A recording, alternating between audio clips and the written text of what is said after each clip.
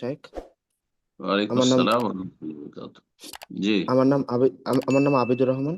ঢাকা, বাংলাদেশ থেকে বলছি। আমার প্রশ্ন, জি। আহ, গত রোজায় আমি ঠিক মানে সূর্য মানে অস্তের সময় আমাদের ইফতার মানে ভাঙার জন্য আহ, মানে ঘড়ি ব্যবহার করছিলাম আর কি, যে মোবাইলের যে অ্যাপ হুম, থাকে সেখানে একদম যখন ওয়াক্ত হয় তখনই আর কি বইলা দেয় যে এখন ওয়াক্ত হয়েছে, আপনি রোজা ভাঙেন।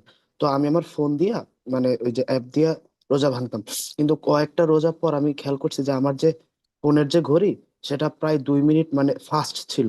ফলে হয়েছে কি, হুম, যেহেতু আমি এক্সাক্ট টাইমে ভাঙতাম, তাহলে সূর্যাস্তের মানে সরি সূর্য মানে ইফতারির 2 মিনিট আগেই আসলে ভাঙতাম।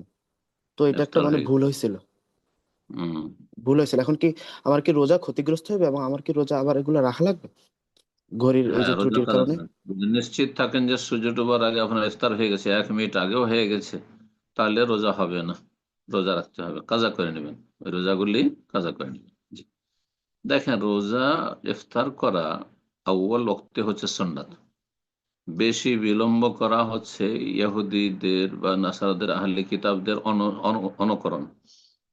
কিন্তু তার মানে এই নয় যে অনিশ্চিত অবস্থায় আপনি সন্দেহ হচ্ছে আর রোজা আপনি ইফতার করে ফেলবেন। হ্যাঁ, এক এক মিনিট এক একটু দেরি হলো, কোনো ইচ্ছা করে 5 মিনিট দেরি করবেন না, যেমন এক শ্রেণীর লোকেরা করছে। ইচ্ছা করে জানছে যে সূর্য ডুবে গেছে, তারপর 5 মিনিট পরে ইফতারির টাইম দিচ্ছে, এটা ভুল তাদের। কিন্তু কথা হচ্ছে যে যতক্ষণ নিশ্চিত না হবেন, বিশেষ করে মেঘলা আকাশ যদি থাকে, অথবা দেখার সুযোগ না থাকে, অথবা আপনার ঘড়ি নিয়ে সন্দেহ থাকে, তাহলে আপনি একটু নিশ্চিত হওয়ার জন্য এক আধ মিনিট বিলম্ব করা, অথবা অন্য কেউ যারা আপনার চাইতে জ্ঞানী তাদেরকে জিজ্ঞাসা করা, এটা কাম্য। জি। তো অনিশ্চিত অবস্থায় ইফতার করবেন না, সতর্ক সাবধান, নাহলে রোজা নষ্ট হয়ে যাবে।